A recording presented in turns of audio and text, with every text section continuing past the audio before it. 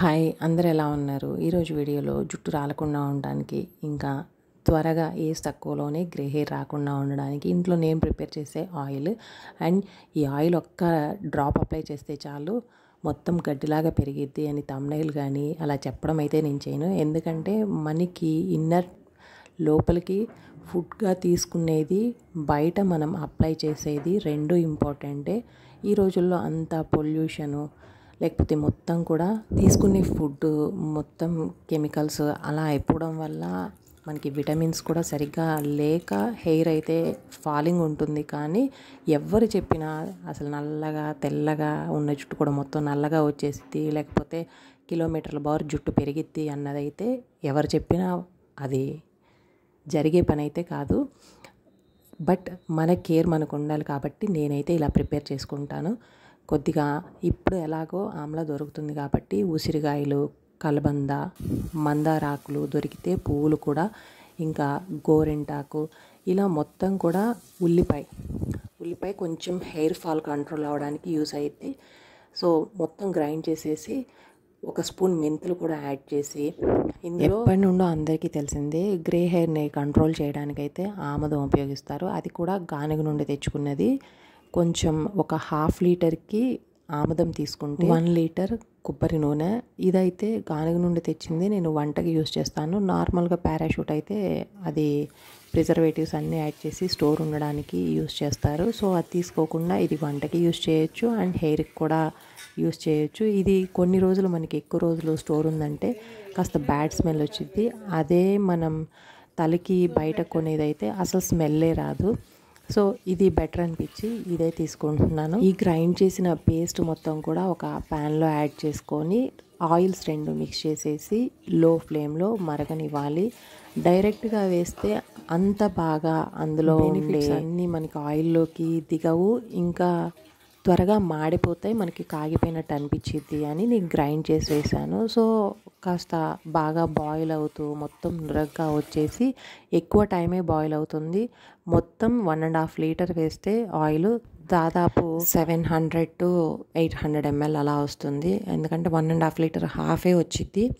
అది కూడా ఎంతసేపు బాయిల్ చేయాలి అంటే మొత్తం కూడా మనం గ్రైండ్ చేసిన పేస్ట్ కలర్ చేంజ్ అయ్యేంత వరకు బాయిల్ చేసుకొని కంప్లీట్గా చల్లారిన తర్వాత ఏదైనా క్లాత్లో కానీ స్ట్రైనర్లో కానీ వడకట్టుకొని స్టోర్ చేసుకుంటే 1.5-2 months వరకు ఉంటుంది. అంతకంటే ఎక్కువ ఉంటే మాత్రం ఆయిల్ పాడవుతుంది, మనం ఇంట్లో చేసుకునేది ఏదైనా కూడా.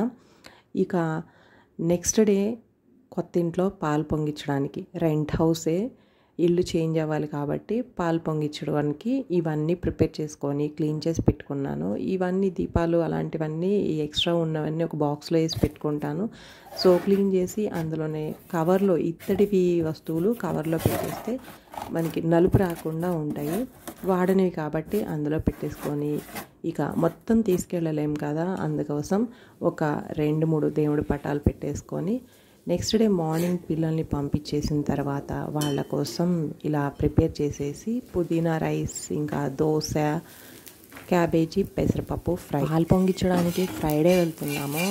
మళ్ళీ డౌట్, ఎందుకు ఫ్రైడే దేవుడి పటాలు కదిలించకూడదు అని. సో థర్స్డే ఈవినింగ్ టైంలోనే ఈ క్లీన్ చేసుకొని ఇవన్నీ పెట్టుకొని సర్ది పెట్టేసి, మార్నింగ్ మాత్రం ఇంకా కావాల్సినవి అక్కడికి వెళ్ళాక కూడా ఈజీగా ఉండడం కోసం ఈ లంచ్ బాక్స్లో అంతా ప్రిపేర్ చేసిన తర్వాత పాయసం చేయడానికి కొద్దిగా పెసరపప్పు, ఒక 1/4 గ్లాస్ వరకు పెసరపప్పు వేయించేసుకొని ఇందులోకే 1 కప్పు వరకు బియ్యం వేసి కడిగి పెట్టుకున్నాను. ఇంకా బెల్లం కూడా 2 కప్పుల బెల్లాన్ని మరీ పల్చగా కాకుండా కొంచెం తిక్కుగా ఇలా పాకంలాగా ప్రిపేర్ చేసి పెట్టుకున్నాను. మరీ పాకం కాదు, తిక్కుగా ఉండే, మనం ఎక్కువసేపు ఉడికించకుండా అండ్ పాయసం కూడా ఇరిగిపోకుండా. బెల్లం వేశాక పాలు, అన్నం ఉడికిన తర్వాత వేసినా కూడా విరిగిపోతుంది కాబట్టి అలా కాకుండా ఉండడానికి ఇలా పాకంలా రెడీ చేసి పెట్టుకొని ఆ వేయించిన పెసరపప్పులోనే బియ్యం కూడా కడిగేసి ఇవన్నీ ఒక బాక్స్లో పెట్టుకొని కొద్దిగా వాటర్, ఎందుకంటే పాయసం ఉడికించడానికి ఎక్కువ నీళ్ళు అయిపోయిద్ది, బట్ వెళ్ళేలోగా మనకి నానిపోతుంది కాబట్టి జస్ట్ అది మునిగేంత వరకు నీళ్ళు పెట్టుకొని పాయసం చేయడానికి గిన్నె మొత్తం కూడా రాత్రే కడిగి పెట్టుకున్నాను.